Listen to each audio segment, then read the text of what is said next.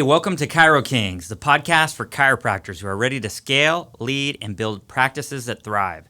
I'm Dr. Matt Alexander, owner of Alexander Chiropractic and Wellness, professor, entrepreneur, and someone who's obsessed with helping chiropractors grow their business with clarity and confidence. I have my co-host today with me. Hello, everybody. This is Dr. Chris Sankom. He's my right-hand man and my partner in crime. So we do this thing together. And we have a special guest today. Our special guest today is Amir Guedoir. Am I saying it right? Close. Guedoir. Guedoir, that's right. Guedoir. Read it like you a French did tell person. me it was Guedoir, and but I started calling you Guedoir in my mind, and I got to get it out of that. All good. Guedoir. Yep. Yeah, Guedoir. So Amir and I have made rapid friends here, and we've been having a few cases together. Amir is from Manteca, California. Born and raised. Were you born and raised there? Yep. And he went to Harvard Law. I did. Yeah. So he's a great attorney, very honest attorney, hardworking, manages cases well from what I could tell, and it's been a pleasure doing business with him. And so we decided to have him out on our podcast today. Amir, why don't you tell us what got you into doing law, what got you into doing personal law, and tell us a little bit about the group you're affiliated with now. Sure. Thanks, Doc. First of all, thanks for having me. It's my first time on a podcast. This is very cool. So thank you, and thank you for the kind words. So how did I get into law? I get asked that a lot. To be honest with you, I was always a really good student. I was a studious kid in high school. I did really well. I went to college undeclared. Didn't even know what I wanted to study in college. Took a few classes, really liked political science and sort of followed that route, not really knowing what I was doing. But when you're in a political science major, a lot of the people around you are looking to go to law school. So you hear about law school law. It's sort of like a biology major for medical students or pre-med students. So that's what originally got me thinking about it. And again, in college, I had really good grades too. So it made sense to me to apply and see what happens. So I applied to a bunch of schools, told myself I'd go to the best one, which ended up being Harvard Law School. And that's sort of where, that's sort of how I ended up in law. It's not like a glamorous story, but, that's the reality of it.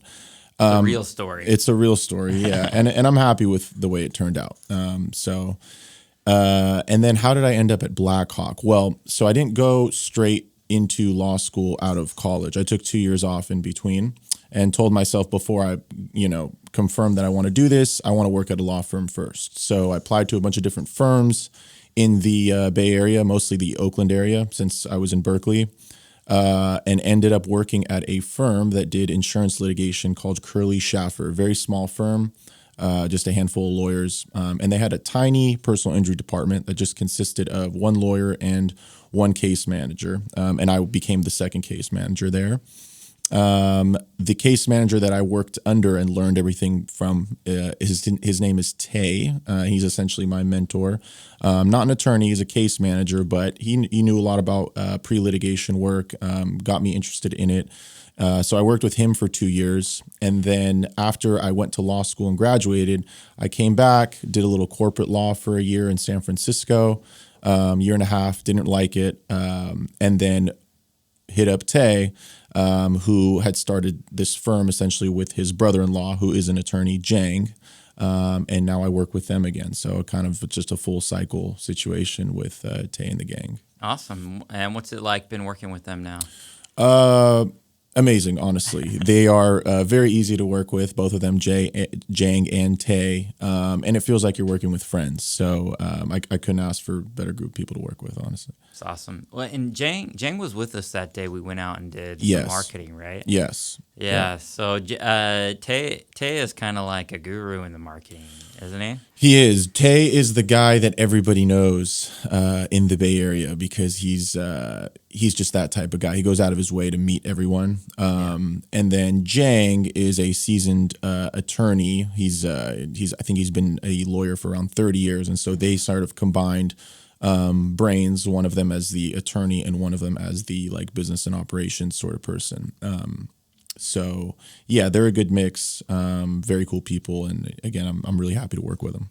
Cool. Well, I don't want to share all of Tay's trade secrets, Sure. but this is a podcast for chiropractors and the business side of chiropractic. And so we really want to deliver to our listeners nuggets that they can take to build their practices. And one of the things I learned from Tay was you got to get out there and you got to meet people. You know, the more people that know you and like you are going to refer to you. So one of the strategies we've taken up is going out and meeting with urgent cares, going out and meeting with, car collision, repair shops, and places where people who are in accidents go. Right. So if you want to build a PI industry, where are those patients already going, and how can we get those people to refer them to us? Sure. And so we've been building ourselves a referral network. And so, but that's, one thing a lot of people wonder when they get into practice, where am I going to get my new patients from? It's one of the it might even be the very top question that chiropractors ask, where am I going to get new patients from? Because that's the first driver of the business, Yep. Yeah. So I can speak to this from the standpoint of an attorney, and you can sort of flip it on its head, and it's almost the same thing for example, a chiropractor. But there's two ways generally that you can do marketing in personal injury and getting your name out there. The first way is sort of the traditional, I would consider the lazier way. And that's billboards, ads. Nowadays, it's Google ads, Facebook ads, Instagram, TikTok, whatever. But back in the day, it was just literally newspaper and billboards, right?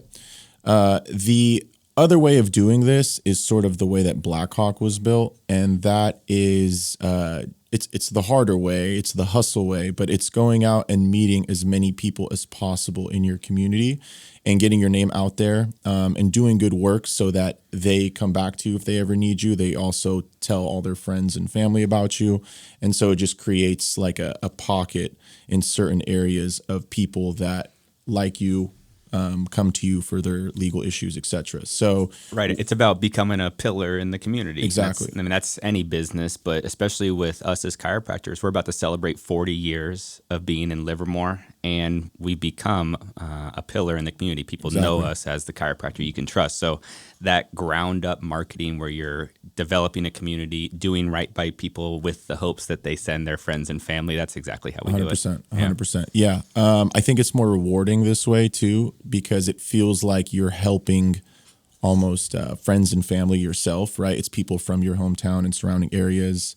Sometimes it's people that you've already handled cases for, whereas the billboard situation is just sort of, whoever just happens to drive by and call the billboard. So yeah, that's a different game that we don't have the cash flow to get into that one. It's also very expensive. It's expensive, but I will tell you, well, and then that expense gets passed on to everybody else. Yeah. It means, a lot of times they're taking a bigger cut of the settlement, so the patient's not getting as much.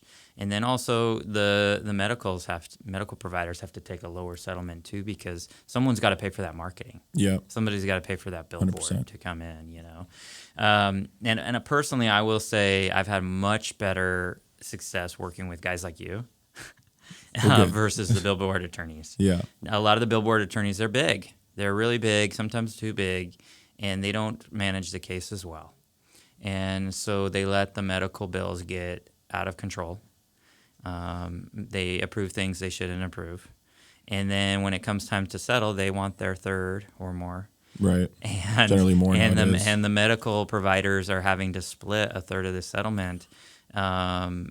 And it ends up they're getting, sometimes 50%, 30% of their bill getting paid. It's pretty crazy, I think if you're a chiropractor out there listening, be careful who you do business with, 100%. Try to pick attorneys like Blackhawk that actually treat their chiropractors right and actually manage the cases so that everybody doesn't have to take a freaking dive at the end when the case settles. Right. Yeah, no, it's a good point. One thing that you mentioned that is true is that they, I'll say this: the billboard attorneys definitely feel more entitled because they feel like it's their case, right? Like this client saw my billboard and called me. I chose you out of tons of chiropractors. You're going to do what I say, right? Right.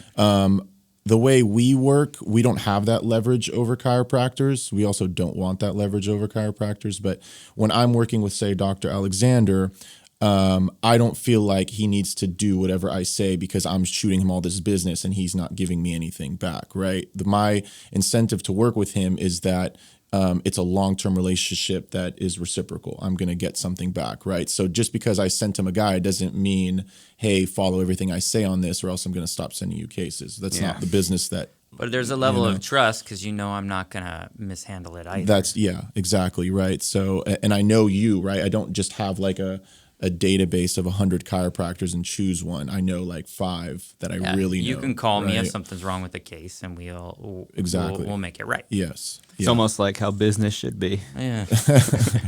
Working together to help people. Right. What an idea.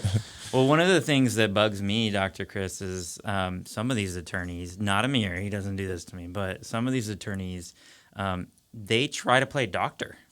Yeah. They try to run the case, and they try to make all the referrals. Yeah. Look, I don't care where they go. If they have a preferred pain management doctor or ortho, whoever they like, that's fine. But I don't particularly love it when they're making the referrals themselves. I don't think they should be doing that. It's been the biggest hurdle taking on these cases, and I'll admit we're trying to expand our connections with attorneys. So we're taking on almost any attorney that wants to work with us, and we're trying to figure out which ones are going to be a good fit for us long term. And my doctors don't love to be told what to do when it comes to the health of their patient. Something that we've tried to instill in this company is like a training culture where our doctors are constantly working on their skills. So they don't want an attorney who's, not hands-on with the patient telling them you need to do this and you can't do that when we're the trained professional to help the patient. The bills and the money comes secondary. Yeah. We're focused on who's in front of us and trying to help them. They could tell us there's no money for that. Right. You have them use their private insurance. That'd be fine. But I had like a patient the other day, and I was like, oh, she needs pain management. So I referred her out for pain management. But I left a generic referral so the attorney could kind of pick where they wanted to send. And then turns out the attorney had already sent them to pain management on their own. Without a referral from you? Yeah. Oh, no. Yeah, and so I'm like, how do you know if the patient needs pain management? Right. That's going to be bad if this ever gets deposed, and the other side goes, hey, right. Who sent this? If he deposes that PI, who sent this referral to you? Right. Or this pain management doctor, who sent this referral over to you? And they're like, oh, well, the attorney did. I mean, even before the deposition, right? Like if chronologically it doesn't make sense, like your referral came after their pain management visit. Yeah. So, unfortunately, it feels like sometimes they're working down a checklist where they're checking all these boxes to make sure that the case is strong. But there should be a logical, step by step where the doctor is making the recommendation. For sure. Yeah, I have a biased opinion as the doctor, I guess. To play devil's advocate, though, too, on the attorney side of things, too, there are a lot of chiropractors that don't know squat about the medical world. They are indoctrinated to some extent that medical is bad, drugs and surgeries and injections are bad, and chiropractic is good. You know, and any reasonable person knows that there is a time and place for both of those things, right? And we need to all take our egos off and be like, hey, rather than like fighting against each other, why don't we work together? Yeah, it takes a multidisciplinary approach with these auto accident cases for sure. Yeah, and I mean, if a chiropractor really wants to focus on helping people without drugs and surgery, then that's a great time to work with these other professionals, is to say, hey, I notice you're still in a lot of pain. I don't do drugs and surgery. I try to help you get better naturally. Right. Why don't we have you see somebody else who can give you some other tools that they have in their tool bag? Yep. And then you can offload that to them and let them handle it. And I personally do think almost every PI case should be co-managed with a medical doctor of some sort. Unless it's a very minor injury, like like, they just have a tiny little scratch on their car and just a little bit of ache in the neck, then, Sure. probably no. But if they've got significant severe pain or pain radiating down a limb or headaches or things like that, they should definitely also see a medical provider as well. And a good chiropractor who's going to work PI needs to understand that and be comfortable referring and needs to make the appropriate connections in their community and know who they can trust to send people to, know where they can trust to get an MRI. And these things I did not learn from chiropractic school. Nope. I was just about to say, hit us up if you want to learn these things because we are learning them right now. Yeah. Question about that, Doc. Where would you, as a medical professional, so from a medical perspective, at what point would you want an injured car accident patient to see a MD? Okay, so if they come in and they right off the bat have radiating pain down an arm or leg or signs of concussion, I'm going to make the referral right away. Okay. Especially if it's real severe or getting worse. Yeah. If it's pretty minor, like, it's just like into my shoulder a little bit, but the pain is moderate, I'm going to treat them for 6 to 12 visits and see, are they improving? If it goes away, I don't need to send them. Right. But if, it's still there, they need to see a medical provider because I don't want to get to the end of their treatment plan and it's like, yeah, this chiropractic thing didn't really help, or I get adjusted and it helps for a few days but comes back and I still have some pain. And it's like, oh, okay, I'm done with you. Yeah. There should be some co-management along the way with that, and most of these PMs and orthos are going to want to see an MRI before they do anything on them. So personally, I feel confident in reading MRIs. It depends on your comfortability as a chiropractor reading MRIs, but I would like to get an MRI first, look at it, read it, go over it with the patient, and then decide which is appropriate medical to refer to. For example, if they've torn their rotator cuff, I'm not sending them to pain management. They're going to an orthopedist. Right. If they've got a concussion, they're going to a neurologist. I'm going to say something crazy here. I love to co-manage patients that are currently on a medication with an MD. I love it when they're doing a 7 to 14 day steroid kind of anti-inflammatory regimen. I feel like I can make a better change to their joint structure, to their muscle tissue. When everything's locked up and everything's really rigid, I can make small incremental changes. But when everything calms down because they're on some kind of regimen, I feel like I get better results. And no one tells you that in chiropractic school. No, but because here's the thing, is a whiplash injury is a lot different than every other type of injury that we see in chiropractic. Whiplash presents differently, needs a different treatment. Think about it. They just got whipped around and created too much motion in all of their joints. And then they're gonna come in and you're gonna twist them and crack them and rack them, Like it's oftentimes not the best thing for them. I tend to go a very light force on these patients, and you're doing a lot of pain management stuff, which is kind of not what we're taught in chiropractic school. We're taught to don't focus on the pain, focus on the wellness aspect. And I still hold that philosophy for sure. But I just understand you need to meet people where they're at. And these people are in a lot of pain sometimes. And sometimes they're miserable, even suicidal sometimes. And a little injection in just the right spot because they got a herniated disc to keep them sane while their body heals. I mean, a compassionate person should understand that there's value to that. Yeah. And not be like, I'm this chiropractor, I'm never going to send to. Right. And that's, that's where we're, like you said, the egos, because that's where I also get frustrated with some of the attorneys that are bossing the chiros around because they don't understand that it's not a cookie cutter every case. But then on the same breath, it's like the chiropractors that are locked in their own ways and they want to treat everyone as cookie cutter as well. And that's why you should see us. Well, and then MDs too. We all do it. Yeah. We all have egos that need to be set aside. Yeah. I had a case I was treating. Guy was getting better, and then he went to his MD, and the pain management doctor said, "Don't go to chiro anymore." It was a PI case I was treating. So I called the MD and I said, "Hey, I know you said this guy. Was there something you noticed?" I was nice about it. Was there something you noticed? that maybe I missed that was going on with this patient's health, that why he can't do chiropractic. And he's like, oh, well, he got treated, 12 times and he still has pain. And I was like, okay, well, he has a lot of whiplash and he has been getting some improvement. It's just these whiplashes can take several months to calm down. And I do think he needs pain management with you, but why don't we co-manage it? And I also let him know I have my Manteca practice. We have basically built out for full rehab. So we have power plates and spinal decompression and shockwave and everything. So I kind of started explaining to him all the tools that I had at my disposal. And he goes, oh, okay. Yeah, I thought you were just going to keep cracking him and he was never going to get better. I was like, this was what was in his mind. But a simple reach out and a simple phone call, I could have just stewed about this guy and talked bad about him. But instead I picked up the phone and he was actually pretty cool. And then he was like, yeah, I think it's fine that the patient comes back to you. So we got the patient back on the books and he started coming in again. Yeah. Very cool. Very well said. Something that you mentioned earlier that I wanted to ask you about. You mentioned that chiropractors, a lot of chiropractors are screwing up PI cases because they don't they don't involve MDs in their cases, basically, right?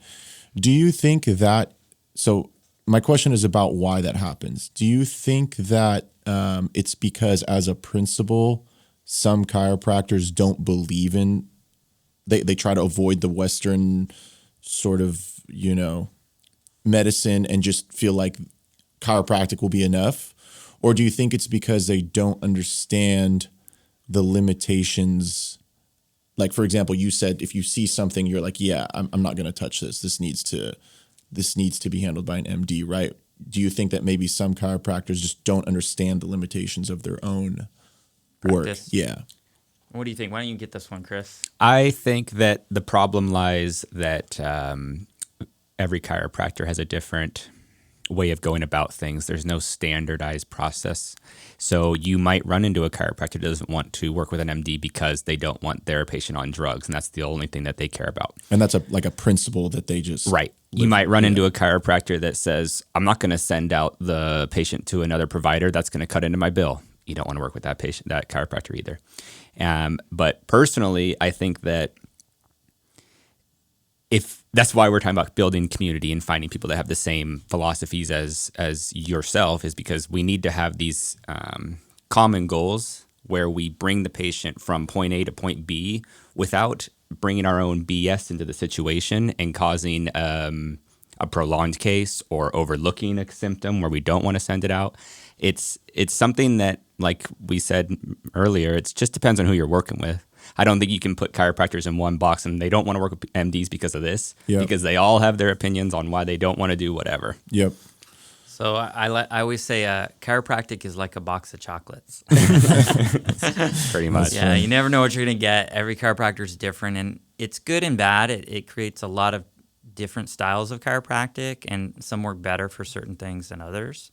But it does create some confusion to the public and to attorneys that might want to refer to us or MDs that want to refer to us. So it is problematic in that way. To your question, is it so? Partly it's the philosophy of some chiropractors. They won't refer to MDs. Chiropractic has a very deep, rich philosophy, which is to help people heal naturally. We believe that the body innately inside has the ability to heal itself from most things. And I do believe that, but you also have to understand your limitations. Yep. So can a chiropractic fix everything? Certainly not. So we need to be humble enough to understand where those limitations lie. And the other factor is chiropractors, although our education is very robust, we do learn about all this stuff. We get the same amount of hours as an MD.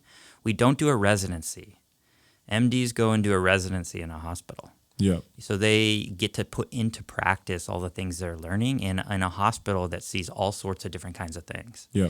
And chiropractors don't do that. We are allowed to go right into private practice as soon as we come out. Now, if you go and you be an associate for an existing chiropractor who's good and knows what the heck they're doing, you can get a lot of good habits built up working for somebody else. But not everybody does that. Or they work for somebody who doesn't teach them anything. I've heard that a lot too. Chiropractors complain about, I went to go work for so-and-so, but they never taught me anything, And so I think there is some incompetence that goes on because of lack of training of these chiropractors. And there is the philosophy that can be so beautiful, but also get in the way. It can be limiting. And that's why I brought up our training culture in our company, because we have, oh gosh, now I'm going to get the number wrong. How many chiropractors do we have right now?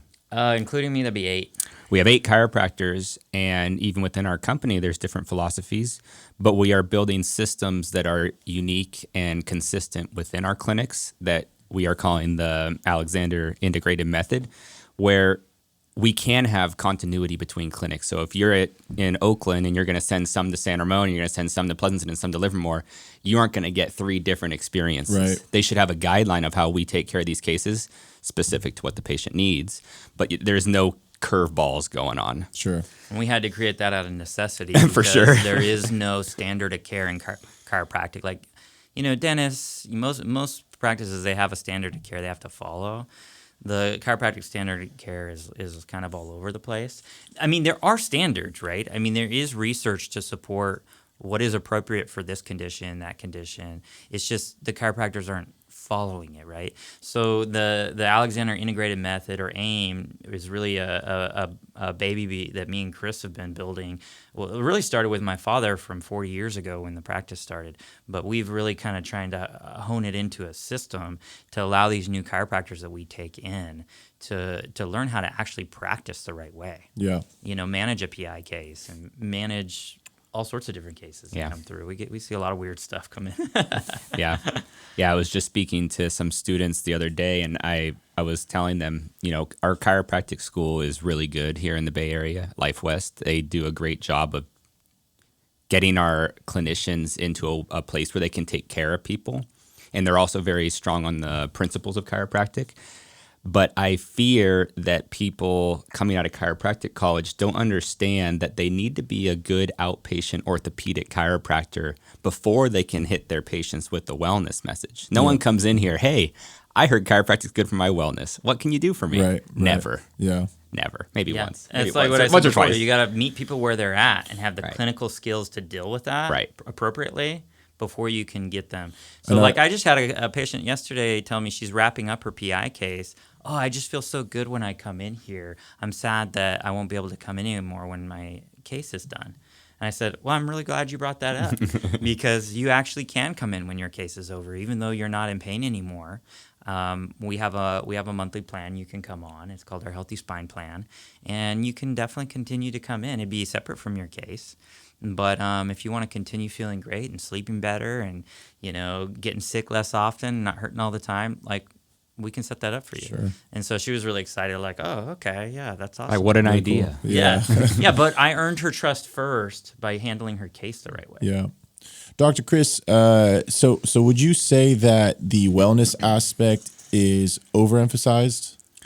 No. In chiropractic No, school? I would not, because it's a message that needs to be out there. Okay. I feel like, as a country, as a world, that message needs to be heard more. Sure. What I was speaking to is that you can't just tell people over and over again that chiropractic is just for wellness when they're in school, when they need to understand that the patient population coming in is going to have an orthopedic problem. Makes sense. Okay. So no, I think the message is beautiful and needs to be screamed from the rooftops, but no one's listening until you can earn their trust. Yeah. So solve a problem for them, educate them along the way with drip education, and at the end, let them know, hey, I can still take care of you. Okay. Yeah. Very cool. Well, there was something I did want to talk about today. Yeah, let's do it. to get into. And this is something that's kind of a very serious issue for personal injury, everyone involved in personal injury. So we're talking about the attorneys, we're talking about the clients or patients, however you want to call them. We're talking about the chiropractors, the medicals. There is an extinction level event that could happen and has a high likelihood of happening, to be honest, to the personal injury world in California. Uber, who gets you home after a long night. Uber has put an initiative on the ballot that's going to come up for voting in November 2026. And this initiative is going to affect how liens settle and how much can be billed for medical services. And so the way it's going to affect the lien, correct me if I'm wrong, Amir, is 25% of the lien will be limited to the attorneys, and the doctors will have to share that portion. Yep. 75% will go to the patient. Now, on first glance, that sounds amazing for the patient. Exactly right. And I think Uber did that intentionally so that any patient or client would go, oh, if I'm in an accident, I don't want the attorney and the doctor's taking all the money. I want it. What they do not realize is that split will make it unprofitable for the doctors and attorneys to the point where no doctor or attorney will take that case. Spot on. Yep. There will be no case to be had for that patient, which means they will be left to their own devices to negotiate with the insurance company and in no doubt get a much, much, much, much smaller settlement because they do not have an attorney in their corner fighting for them. And it's actually going to hurt them. And so that's the way I see it, the way it's written now. There's a second part to that, which affects how medical doctors and chiropractors can bill. They're going to have to bill a percentage of Medicare. I want to say it's like 1.2 what Medicare rates are. Medicare does not pay great. Many doctors are already not taking Medicare the way it is. Mm-hmm. And that's when they pay you within a few weeks of billing it, right? Now, if you have to treat on a lien where you're not going to get paid for a year, maybe 2, and you're going to take a little bit more than what Medicare pays for that, not worth it. Or maybe even take a cut off of that. Like a lot of medical doctors and chiropractors are just not going to take those cases anymore. Yep. And what's going to happen is these patients are going to have to suffer. And it's a very, very bad bill that should not get passed. It's going to hurt everybody except for Uber. Uber's does not want to take responsibility for the accidents that have happened with their drivers, and they're trying to squash an entire industry, and they have millions and millions of dollars to do it. I heard somewhere in the realm of $250-300 million they've put into. I don't know the number, but I know it's big. Yeah, I've even heard that they're going to put up potentially some commercials during the Super Bowl. So that's the type of money we're talking about. Right. Yeah. So, did I cover that pretty well? That was very good. I was just going to say that was a very good summary. Here's my opinion. This is what I think that our side should be screaming, the medical providers and the attorneys, is that this bill, this initiative is blatantly un-American because this is the first time I've ever heard in America where the government potentially will step in and tell a private individual what they can and can't charge for their services. So I'm an attorney, right? And I have a contingency fee agreement that I use to sign up clients. And in big, bold letters on the front page, it says that our attorney fee is 1/3 of the settlement. I don't force anybody to sign that. They read it. I make it very clear. They initial it everywhere and they sign it on the back. That is an agreement between me and this other private individual that my rate has been agreed to, right? But the government coming in and telling me that I can't charge more than 25% of my fee is something that I've never heard of in any industry, right? This is the equivalent of the government telling barbers they can't charge more than $30 for a haircut, or telling Costco they can't charge more than $2 for an orange. It just doesn't, right? It's ridiculous when you hear it applied elsewhere, but that's literally what they're doing, is they're telling a private individual that they can't charge a certain rate for services that they offer. And the way historically America as a, as a capitalist, free market country has operated is the market regulates these things. So if I start charging 50% on my attorney fee, I'll just never get clients, right? I would have to lower it to match my community. If I charge too low, if I was charging 20 or 25%, that's great for the clients, but I'm probably not making enough money to make ends meet for my business. So the market has made it so that the number is where it's at now, and people generally think it's fair. Attorneys think it's fair, they're happy with it, and clients are signing these agreements, right? But the government, it's not clients that are complaining about this, it's Uber. Right. So the Uber is convincing everybody that my rate, which they have nothing to do with, right? They're not paying my fee. They're paying a settlement that's getting split up the way me and the client decided to split it. So it has nothing to do with them. But Uber is basically trying to convince the government that I need my rates to be lowered for in their benefit, right? So that I just don't do personal injury anymore. It's a sneaky backdoor way of getting rid of the whole industry. Getting rid of the whole industry. Yeah. Well, what's frustrating to me is that one of my founding principles is accessibility to chiropractic care. And if this goes through and the industry crumbles because everyone says, screw this, I'm going to Nevada, then people that have had an accident where they need chiropractic care are not going to find a provider that's going to take care of them. And that's really frustrating. Well, this is even bigger than just California, because you brought up a good point. A lot of attorneys are already starting to get their licenses in Nevada, Arizona, some of the other surrounding states, just in case this passes and they want to keep practicing personal injury. But typically what happens with a lot of legislation is if it passes in California, it starts to trickle into all the other states. For sure. Too. 100%. So every other state that might be ignoring this right now needs to freaking pay attention to what's going on in California. And if they can, get involved in any way to prevent this from happening. Because if it happens here, it's going to start to affect them too. We're a liberal state that's like generally anti-corporation, right? At least among the people. So you can only imagine how quickly this will pass in a like pro-corporation conservative state, right? So yeah. Scary stuff, man. So this is supposed to go get voted in November.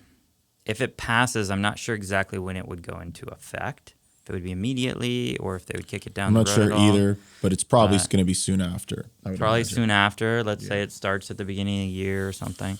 I mean, that really just leaves us with a year right now that things are how they are. Mm-hmm. I assume whatever we do this year will likely be, grandfathered in under that. Treated under the same, I don't know. I don't know that for sure. We don't know. Well, I guess we'll find out when it comes. But I'd hate to do all this work this year under one assumption and then it got changed afterwards. Yeah. But I doubt they would do that. That would be really nasty if they did that. But yeah, I mean, there's going to be some huge pivots that will have to happen if this takes place. Yeah. Yeah, I think the whole goal of the attorneys at Uber is to get rid of personal injury, right? Uber hates the fact that they're paying all these settlements and they're just trying to reduce costs. So yeah, they're a corporation. That's all that this is about. Someone's done the math. It's not about it's not about the 75% for the client or anything. No, they don't care about them. Yeah. The number one responsibility of a corporation is to provide profit for the shareholders. I don't know if you guys know, but Uber, a few years ago, changed their policies for their drivers. So get this, right? It used to be that if you are driving, if you have the app on and you are, quote unquote, working for Uber and you get hit, you're considered an Uber driver at the time of the accident. Or if you hit somebody, right? In the eyes of the law, you are an Uber employee. Uber is part of this case, right? That used to be what their policies for their drivers used to say. They changed that a few years ago. So now, if the driver has the app on, and he's like on his way to pick somebody up, Uber doesn't apply. There has to be someone in the car. There has to be someone in the car. If he drops somebody off, if you're in front of somebody's house waiting for them to come down the stairs, and you have your app on, you're not an Uber driver. You're an Uber driver once they open the door and hop in your car. And as soon as they walk out, they're like, yeah, no, you're no longer working for us, even though you're on your way to your next ride or whatever, right? So they've been cutting costs for a while. Yeah, I mean, they're doing it in other areas too. I know there's something going on with, they don't like paying out for all the stuff that goes on. There's a lot of shady stuff that goes on when the Uber drivers, sexual assaults and things like that. Yep. So they're getting kind of hit from a lot of different ways, and they don't really want to take responsibility for any of it. Yeah. So it's probably not the most up and up company, to be honest. I'll use this opportunity real quick to plug the CAOC. The Consumer Attorneys of California. They're like the head organization in charge of leading the fight against Uber. They are a huge organization in California. I think they're the biggest attorney organization. So if you're interested in this topic and you're, involved in any way and care about it, donate to them. They have a ton of lawyers working on fighting That's the this. pack they're going, right? Yeah. CAOC. Just Google them. But they're definitely the main lawyers in charge of fighting this. So. Yeah, so I believe they have a PAC, a political action committee fund. Yep. You can donate directly to them. 100%. So I'll get a hold of that and I'll put it in the show notes for this Yep. podcast so people can donate to it. Because we do need to fight it. I do think donating to it is important, but I'll put some money into it for sure. But I don't think it's just that. I think we need to educate. If every chiropractor and every medical doctor and every attorney blasts to their own network about what's going on and educates the public, I don't think we will be able to get enough money to run a campaign to change the minds of people, honestly. Yeah. I hope we do, but I just don't think we will. I don't think we'll have enough. And so if we do a grassroots campaign, we could still beat them. I honestly think it's a 50-50 whether it's going to go through next year. If it doesn't go through, then what? Are they going to revise it and try to do a different one that's less aggressive and it eventually gets regulated in some way? Mm-hmm. I don't know, but Time will tell. Time will tell. But if I were a chiropractor, attorney, MD, anyone doing PI, a couple of things I would be doing is, 1, I would donate to the PAC. 2, I'd educate all my people about it. And 3, I would also have some contingency plans set up. Just for business purposes, I mean, it's just not ethical to stick your head in the sand and, ignore it. Because if you do that and your business crumbles and you got to fire all your team, you're done. For sure. Now you're not bringing home food for your family just because you put your head in the sand. That's not a smart way to run a business. You owe it to yourself, your team, everybody to be aware of what's going on, to fight it, but also to have, for chiropractors, you can have, build up your cash business. Right? Yeah, that composition of your patients for something that we look closely at in our company, just because you don't want all your eggs in one basket. Even if the eggs look like golden eggs, you don't want to, Yeah. Might have to put up skeletons in front of all your offices. I know. My skeleton got messed with last night. Oh, yeah. Oh, no. Not last night, the night before. Somebody came, but I had a camera on them, and they came and they pushed it over and tried to steal it and then realized it was chained up and then left. Like 3 in the morning. I have a giant 12-foot skeleton in my office. Or not in the office, on the grass outside. And somebody came and messed with it. Hoodlums. Yeah. But Very good. anyways, I think we're probably getting about time here. Amir, thank you for sharing your story with us, talking some PI with us today. For sure. Thanks for having me. We appreciate you. Any other last words from Just anybody? look forward to doing business with you for a long time, man. Thanks for coming Tom. on. Appreciate it. This was very fun. Thank you. All righty. All right, on. buddy. Cool. Well, have a good one. Thank you. Bye.